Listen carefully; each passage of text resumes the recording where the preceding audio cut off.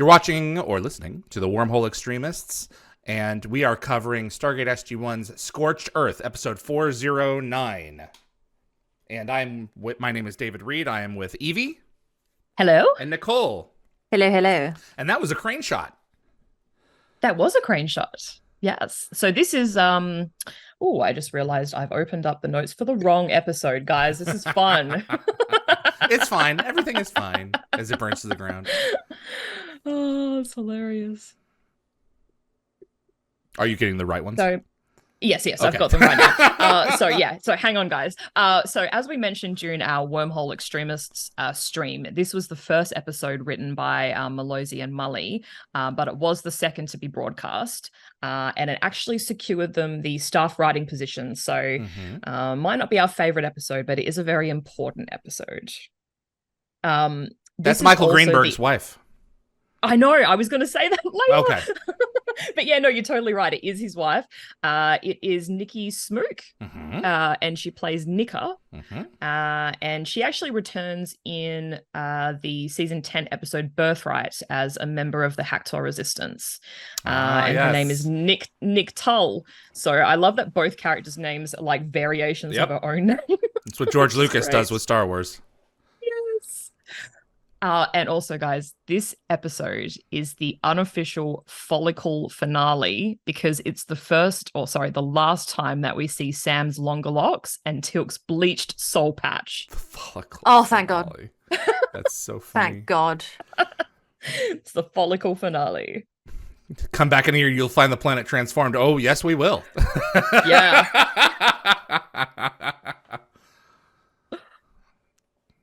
And that is Felix Gaeta from Battlestar Galactica. It is. One of his 2 Stargate SG1 appearances. Yes. Is it Alessandro Giuliani? Alessandro As Giuliani, Ilium? yep. Yeah. You could almost say it's his 3rd appearance if you count Mobius's 2 episodes. Okay. That's fair. Absolutely. But I think he was in about 69 episodes of Battlestar Galactica. And I think he also commanded the Galactica for about 27 minutes, I think I saw. Oh, absolutely. Yeah, he and that came to a dramatic ending. That ship, though, that is so cool. It is.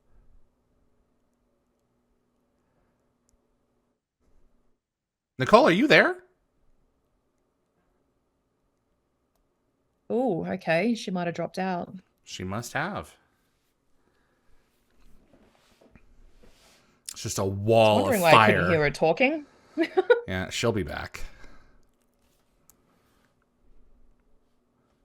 And that's the close of the teaser. Yeah. So this episode also guest stars Brian Markinson as Lotan.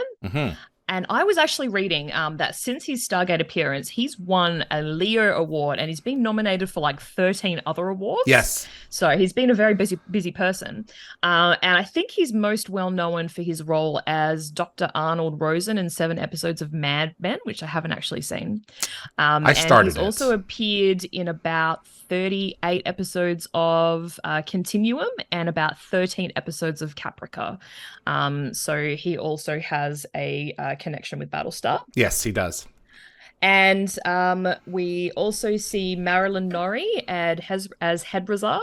Yes. This is her only Stargate appearance, but she's actually not a stranger to sci-fi. She too was in 6 episodes of Battlestar, and she's also worked on quite a few Brad Wright projects, including The Outer Limits and Travelers. And back in '76, she was voted Miss Congeniality for a Perth, Ontario contest. Okay.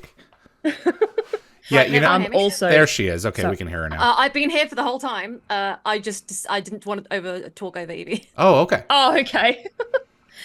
So I was going to say there was a bit of a goof there. So the ship is prematurely labeled as a terraformer, although its true nature hasn't been confirmed at this point. And it's only in the following scene that Sam and Daniel conclude that they're dealing with a terraforming vessel. Also on the screen, it has the word unknown spelt twice as uncown. So Oof. And also at the very bottom of this document that they're holding, it says this photograph is the property of U.S. Air Force, spelt as one word. Duplication or distribution of this item will result in court-martial, with court-martial spelled differently. Oh my. So it should obviously read Air Force as two words and court-martial spelled with a T-I-A-L at the end, which it doesn't. But we are kibitzing. Yes. The important thing is the Inkarans are about to die. And we've spent how many weeks trying to find them a new home? And SG1 is personally invested in their story. They've grown very close to some of the people, some of the Inkarans.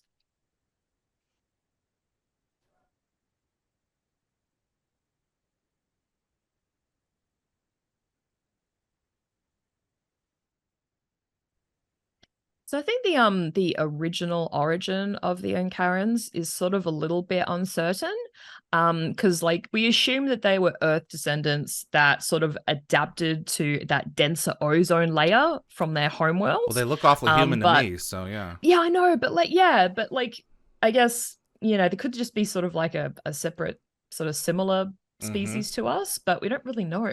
That's a fair point. We can't actually be sure. So. But we've been testing the atmosphere of different planets to see if they're compatible. Is it that Hedrazar spent too long on another planet? That's why she's blind now? Is because she... I think that's what they imply. Because if they're outside of the appropriate atmosphere long enough, they go blind? Yes. Yeah, that's kind of what's implied. I don't think they actually verbally say it. Yeah. But yeah, I think that's the general gist of what happened to her sight. Fuzzy orange things. They're changing the environment. Yeah.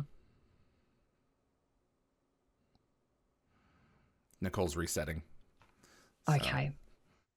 Sorry, everybody. Ray Wood, I do like the Stargate episodes that deal with consequences of meddling with other planet civilizations and how they try to fix it. No prime directive here.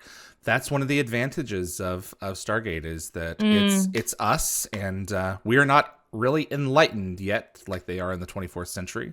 So we've got to figure things out, and sometimes there are drastic consequences. Yeah.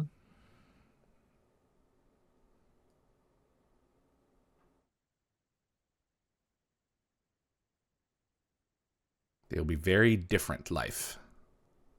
Yeah.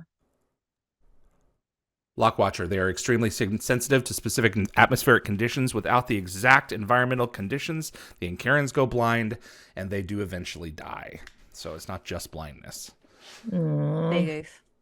Hey there. You're back. It's all good. I actually could hear everything while I fix my problem, so we're good. That new microphone, man, that'll get you. Yeah. Oh, is that what it was, a new microphone? No, it was not, actually. It was something else. So, talk about it later. Any thoughts on this episode so far, Nicole? Any positive thoughts? Don't do that to me.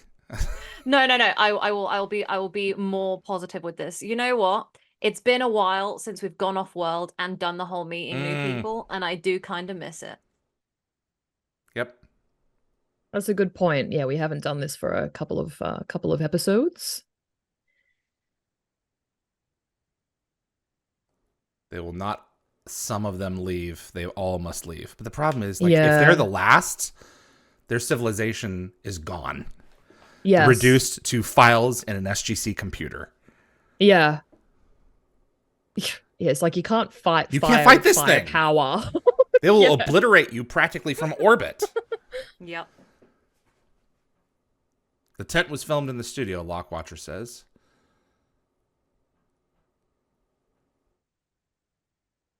Don't you think that's a very Asgardian solution? We can't fix it, so we're going to die together. Yeah, not much of a solution. I mean, that's just a classic response from some people. This is true. I forgot how they board the ship. They're just kind of beamed up there. But I don't kind of understand how Daniel knows where to be beamed up there by himself later on. Yeah. Because it's not like there's a platform or anything. Maybe he waves at the ship. Maybe. I mean, we know Lotan's monitoring. Hmm. Will they have ears? So so I forgot that funny bit. So the set might look kind of familiar. It's actually the same one used for Thor's ship, the Baliskna in Nemesis. Yep. And the lighting panels are identical as well, just repositioned horizontally. And apparently the computer consoles are later repurposed in Exodus. Not surprising. It's all about reusing and recycling. Set extension, yeah. I'm I get a big fan Titan of AE white, clean vibes. tech. What'd you say? I like white, clean. We're having a hard time hearing you, I don't want Nicole. our You're future going to in look and like that. out. Oh, never mind. Yeah. Rip. So what's... Sorry, guys, give me a minute. It's all right. So what we're about to see here are a series of DNA samples. Yes. So Slides. that Yes. these organisms can be recreated. Yes. And one of these was sold practically every year annually at auction at GateCon for years and years. Oh, wow. Yeah. So many are in the hands of fans now. That's cool. I mean, they look like they had to make quite a few. Mm-hmm.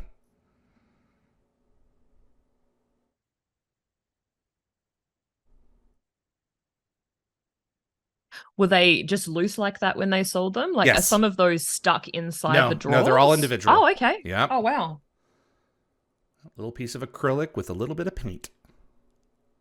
Oh, cool. Animal, vegetable, or mineral. Ha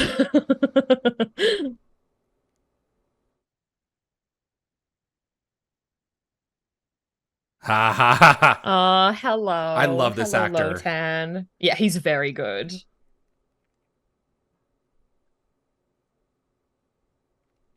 You look like an Incaran, Lotan.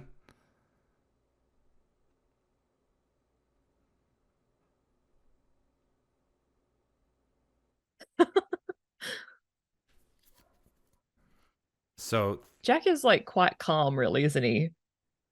Considering they're like trying to obliterate a planet with fire. he's in diplomatic mode right now.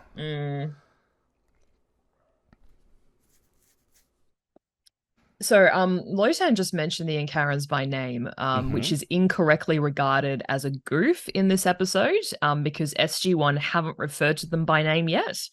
However, like we said before, he has scanned the planet, so he's probably used some sort of like galactic database as a reference. God, he's talking in English for crying out loud. Yeah, I mean... Yeah, exactly. So now he's getting it. They're from out of town. Yeah.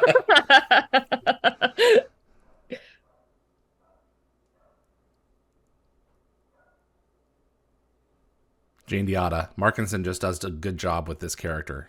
That is true. He does. He owns it. And I think it's cool that the ship created this being.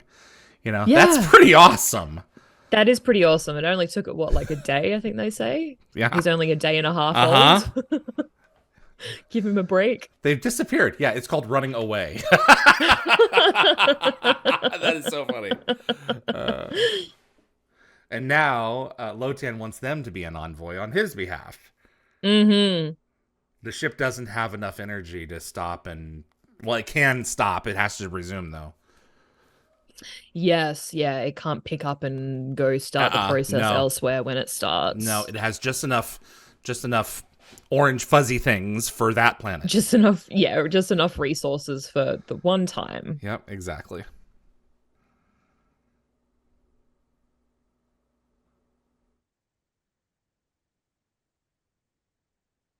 We'll talk about the ramifications of this plot later on, but the original outline was going to be much darker. So as we get near the end of this conversation, we'll discuss it. So yeah, for sure. Yeah, I've read a little bit about what the original plot was and made some notes. So yeah, it'd be good to discuss it with you guys. See what you think. It was much more modern in terms of its outcome. Like you would have. Well, we'll talk about it. This is one of my favorite sets from the show, plain and simple. It's it's very clinical. Very it feels like a doctor's office, like a really advanced doctor's office. The Can you guys hear me okay, by the way? We can so hear I can you now. make my point. I can Perfect. hear you. White sets are really kind of beautiful and clinical, and I like it. I wouldn't want it for my house, but I like the vibe. No, it would be incredibly hard to keep clean. Yeah. So, according to Joe Malozzi, the Gadmir weren't brought back because of the difficulty in depicting the physiology. Otherwise, they would you have. You can see there from the image. Yeah, I think it was potentially on the cards. Interesting. I mean, we couldn't even be in the same environment with them. How would you depict that? And by the same token, how would we have anything to do with them? So, yeah, I don't know. They're That's probably insectoid. Why they just left it. Not to say that insectoids are bad, but I mean, watch the Xindi from Star Trek Enterprise, and it's not fun. So, do you think that the Gadmir's origin story sounds a little bit like the Eurondans? Yeah, kind of similar. Yeah. I get that.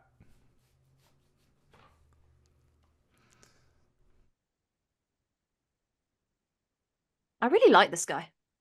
He's a nice guy. He was designed to be diplomatic, for sure. Yeah. Mm-hmm. There's a lot of exposition in this episode. There's a lot of standing around discussing this. Yeah. It's a talky episode. I think that's maybe that's why I'm not so much of a fan. I'm just trying to figure out, like, I can't really pinpoint exactly why I'm not a huge fan of this episode, but maybe that's what it is. It's not a lot of not a lot of doing, it's more talking. If you're a fan, I feel like a lot of episodes are talky episodes, and I just feel like this one's just a bit, I don't know. Well, if your perspective is action and not discussion, then I would understand. Like, this would not. They would never have done this on Stargate Atlantis. I talked to a couple of the writers for Stargate Atlantis, and this would not have happened. Like, this is not what we're in it for. We're in it to to shoot things up. Atlantis was an action show, and they had a couple of more thought-provoking episodes, like I think it was Inquisition, whichever the trial episode was, and it just didn't do as well without Daniel's voice. Yeah, it was so much more cynical. So I just did something really silly. I was thinking that I left my glasses in the bedroom and then just glanced down, and they've been hanging off my dress this whole time. Welcome to middle age, Evie. Brilliant. Ooh. Welcome to middle age. Yeah. I'm not there yet. Yes, we know, Nicole. I was waiting for it. God. Lockwatch or Brent Spiner would have made a good Lotan. Yeah. But I think he would have been like, I'm kind of playing towards type, so. Ooh, the best society wins. Figures. Yeah. Kind of like the Trisolarans from Three Body Problem. So if you guys are aware of this Chinese book series that is about to be released on Netflix, in a new TV show. I'm kind of spoiling here for those who are going to see it. I have the book. I haven't read it yet. I was going to read it before I watched it. The Trisolarans can dehydrate themselves completely. Wow. And then be remade later. So it's one of the methods through which they travel. Yeah. So and they're the alien race that are threatening Earth in the Three Body Problem series. So I'm really looking forward to the that show. I want to read it before I see it for sure. But yeah. But the Gadmir is it very similar to the Trisolarans in that respect. Is it just like a limited series? It's based on novels. So there's it's a there's series 3 of novels. Oh, So I suspect they're probably going to do at least 3 seasons. So yeah. Cool. Well, I hope it finishes. Yeah, wouldn't that be nice? Netflix is light. Yeah. Netflix is light. Shots have been fired. Ray Wood, instant aliens. Just add water. That's it. Exactly. Like sea monkeys. I love SG1's conundrum here. they feel personally responsible for these people, and it's going to lead them to do something rash.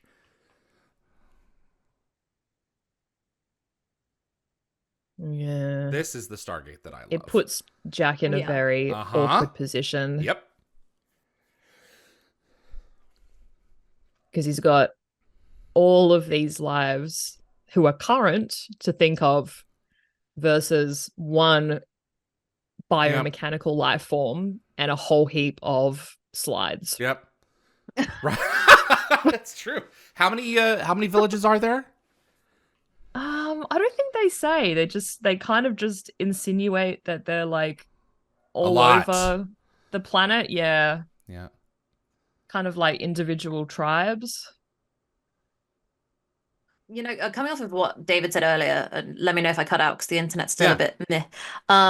You know, I actually do think that this is why I prefer SG1 over Atlantis, is because of these kinds of episodes. Ironically, like I sit here and I'm like, this is not a great episode. It's better than a lot of episodes I dislike for sure. And this is actually why I love Stargate, is this stuff. Atlantis is good, but it lacks what SG1 has, which is why to me SG1 is better. So. Like, I don't care as much about big guns that shoot good. Yeah. I like the talk. Yeah, absolutely. I always wish that we could have found some way to negotiate with the Pegasus replicators, but the intent was just to smolder them. Which is why David asked me that lovely question about the replicator genocide when we were at Comic Con. Oh dear. That's right.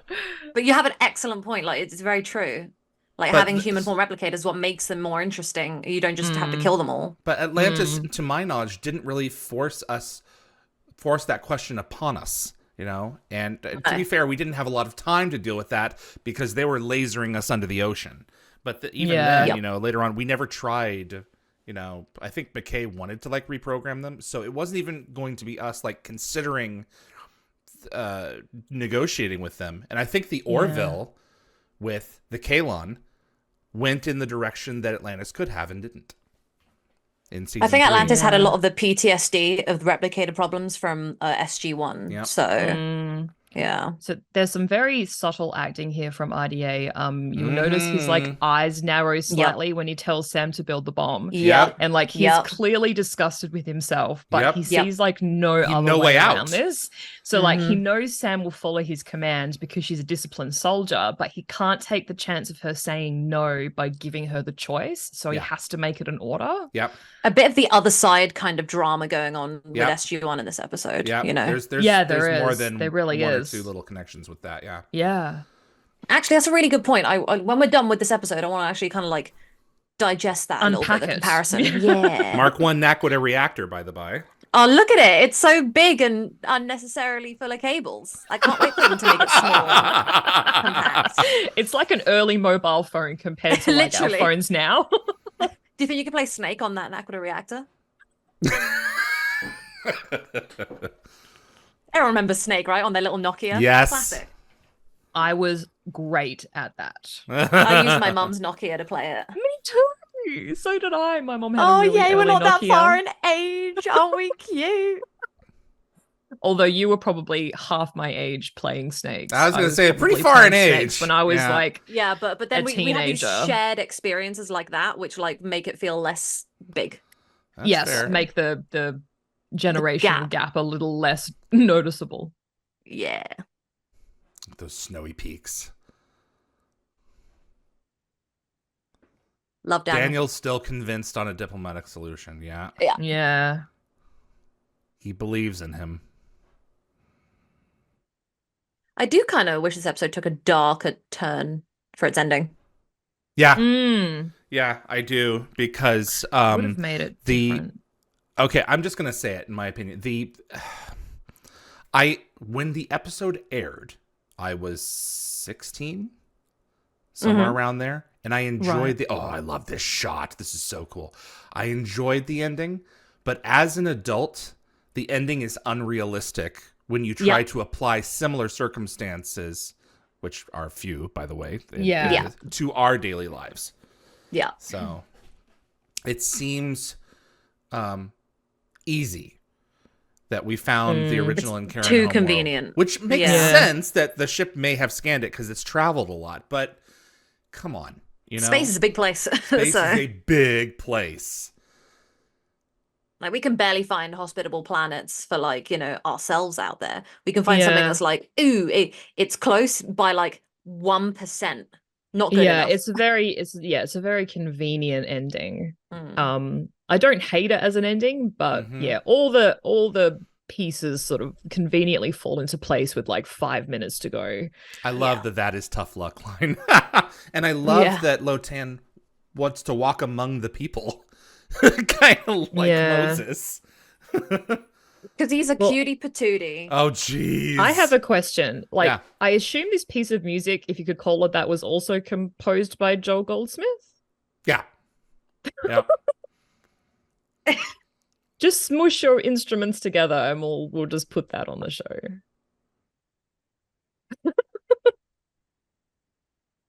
Because it was not designed for your ears. Yeah. If the Gadmir even have ears. Yeah. Yeah, maybe they just pick up on the vibrations. Uh-huh.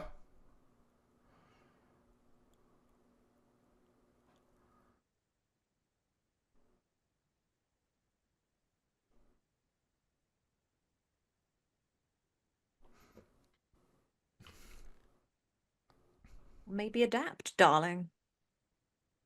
Let's go.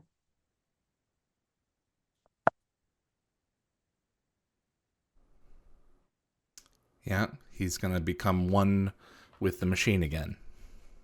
Yeah. This individual will be gone. He'll become part of the greater whole of the ship. What I want is irrelevant. Ha! Well, that's easy to say for someone who has experienced reality as an individual for 2 days. Yeah. I actually do appreciate how Daniel handles the situation. He does make some excellent points.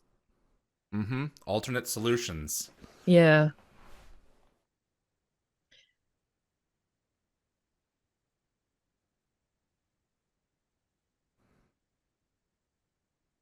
Big brain. Yep. Yeah.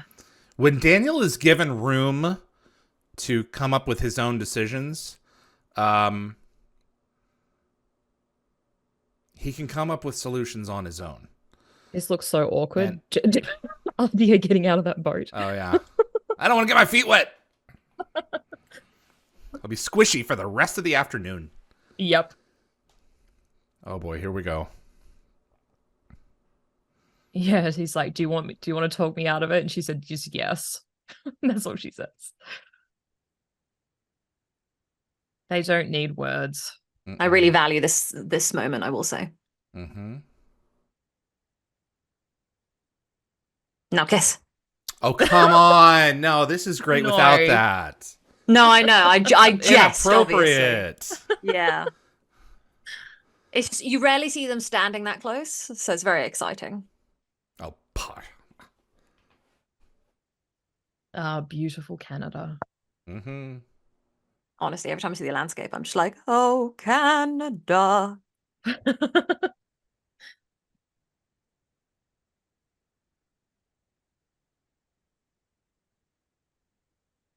Giandiata said that she saw the ending coming as soon as Lotan said that they'd scanned so many planets. Yeah. I was too young for that. Yeah. Oh, he's so cute. He's so cute. Which one? Lotan. Nature's air filters. You have to be more specific. They're both very cute. I just love the way he's like, ooh, leaves. See the waterfall behind them there? It's pretty. No. Oh, yes. Oh, you're totally right.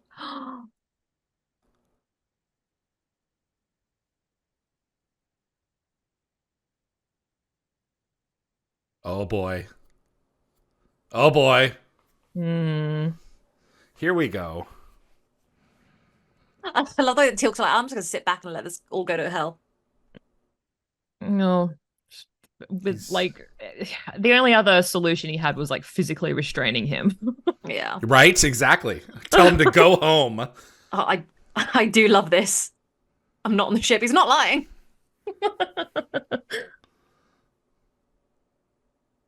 I'm talking to Lotan, so shut up. Don't mention the bomb.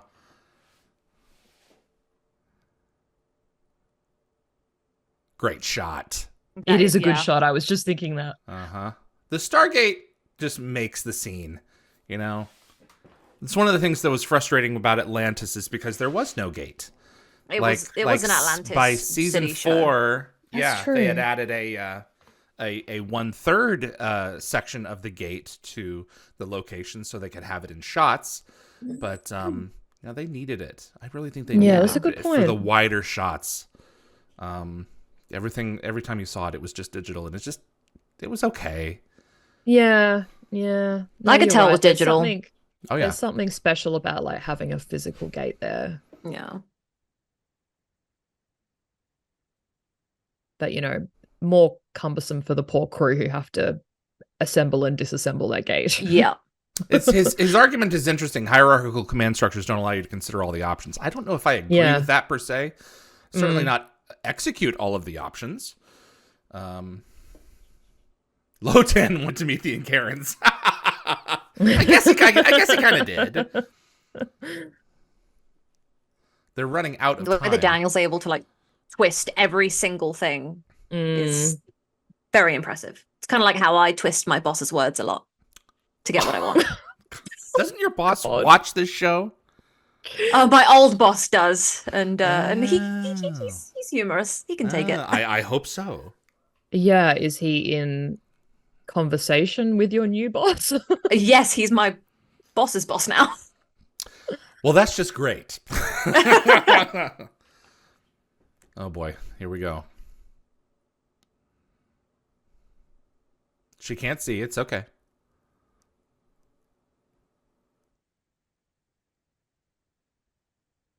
She can't see, but she's going to accept him anyway. Yeah.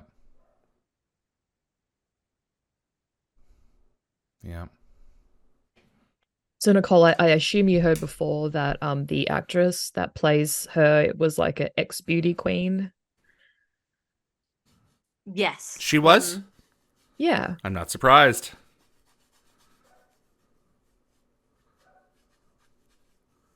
But he still hasn't really changed his perspective.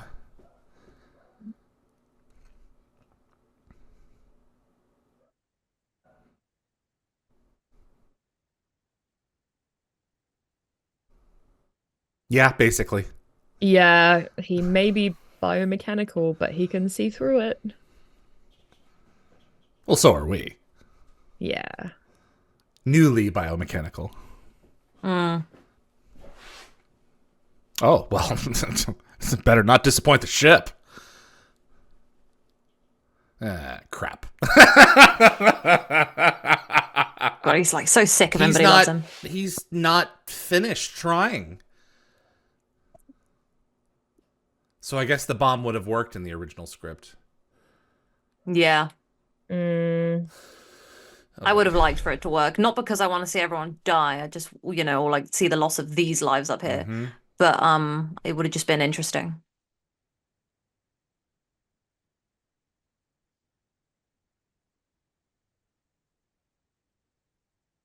Jed Ted, sideburns, yeah or nay? You know what? For Daniel, yay. Yeah. I think it based Yes. based on the individual. Yeah. Like, he looks hot any day of the week. He could do anything with his hair, and I'm like, yep.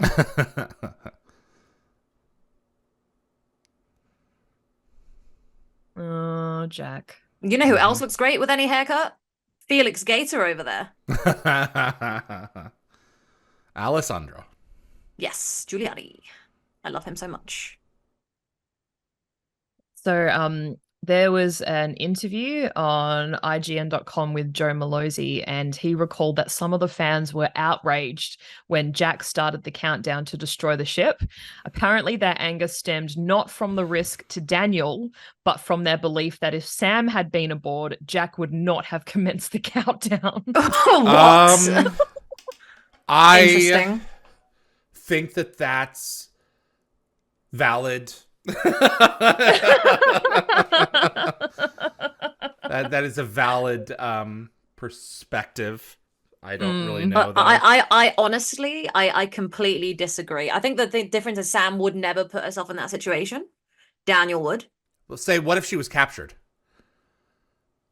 I honestly I think he still would have pushed the button. Yeah, I think he would have. I think that he would have. I think he would have been beating himself up over life it. is not more important than like if he was to have to sacrifice himself to like try and save her and die with her, then that like makes sense. He would do that. Like we've seen him do that basically. Yeah, but not sacrifice all these people. Mm-hmm. Come on, Daniel, think up alternatives. Yeah, talk quickly because you've got like a minute. Yeah, I'm really good at arguing with people. Like, as in, I haven't shown it as well on here, but like when you're it good gets at to like, arguing. actual disputes, you know what? I feel like I maybe learned that from Daniel growing up. You know, like I always had some sort of like backup, plan of ways to, change people's minds.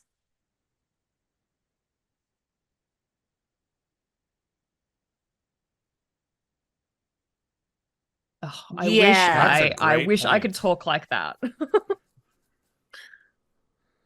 When you make me really mad, this is how I start talking. I'm just like, I'm gonna pull out all the stops. I think people hate arguing with me because of that. If the Gadmir realized after they were recreated that they had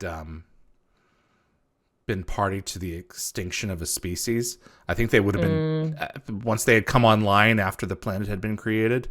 I think they would have been devastated. Yeah. Yeah. Well, yeah, like Daniel said, they were a peaceful people. So if their existence had been at the expense of another species, they would have been absolutely devastated. I mean, there wouldn't have been much they could do about it at that point, but yeah. No, well, that's true. But yeah, I don't think they would have been proud of that at all. Oh boy, here we go. Love how let's bring it aboard. Yes. Yeah, not that. Make it go away. No, put it further off. Oh God. Intriguing. Yes, talking about it. Get rid of it. No time at all. I actually kind of yeet it. I kind of like how I was literally going to say to avoid defeat, yeet. He literally yeeted it. To avoid defeat, yeet. Oh gosh. Stock explosion graphic. Yeah. The ship remains. Stand by. Well. Yes, very powerful.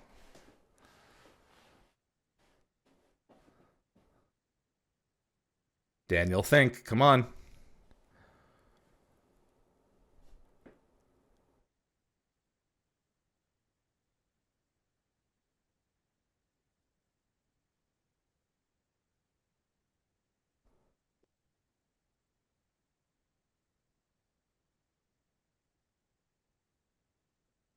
So that's going to take a while at that speed. Yes. So I have a question while we're like, discussing this, right? Yeah. If like humanity was in a situation where their old home was like where Earth was just like, wasn't suitable, and we found another planet that's habitable, do you think we would nuke them or like try and kick them off the planet to take it for ourselves? Or do you think we'd sit back and just let ourselves go extinct? It depends on who's in control of the government at that time. Yeah, I was literally going to say that.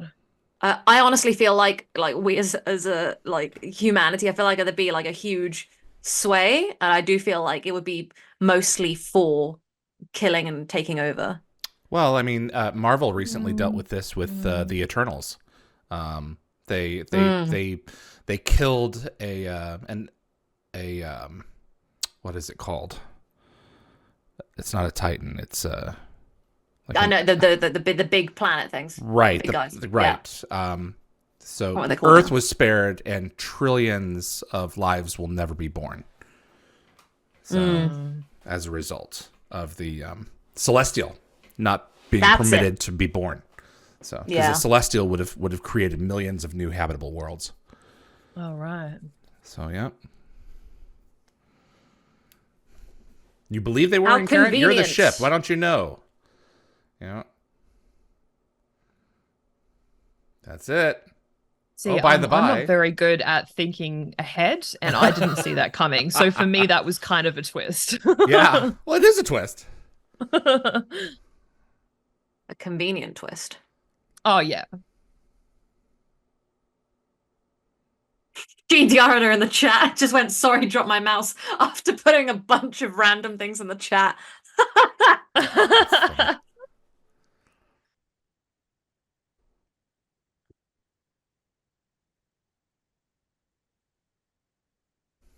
However, the interstellar travel fuel is aplenty, so we can use that. It's not the same fuel.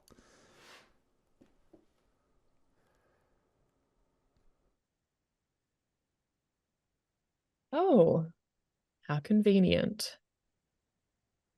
We'd like to prepare you all to go home and become second-class citizens in your own planet.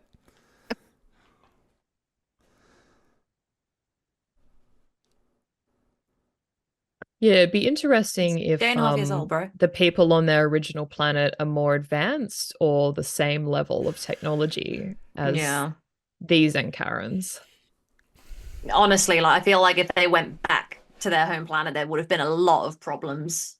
Yeah, everyone been like, I think so too. the new people, Yeah. the descendants, they're not really us, and then well, they are, races but and yeah, rails, you Be gotta like, find a way to do it'll that. turn Like, into it's beneath awful. the surface. it's not these racism. Ankarans will end up working it's underground. classism. That's Yeah. what I mean. Yeah. It's like they look at. They're just trying to, like, people always try to find a way to like make someone the other. Of course. So then it's very sad. Yeah. I love this. You're in Karen. Stick around.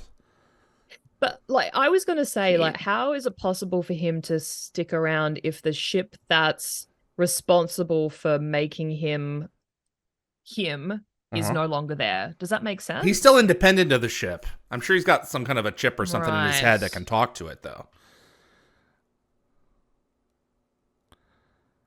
Cute. Let me go back and make myself an Karen spouse, though, before we go.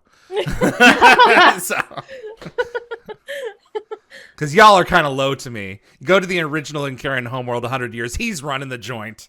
Yes. I was gonna say, actually, you think that, like, if they go in and have that whole like classist issue, and then he just comes in and he's just like, "Yo, I'm superior to all of you. Look at this big ass ship I got. God knows Shut what's up." in Yeah. his brain, Yeah. So that is So so it's taken cool. them weeks to move the Ankarans there. So it's very good that they have a friend with a ride to help them move, and they have a transporter, so they Yeah, don't have to pack up absolutely. everything.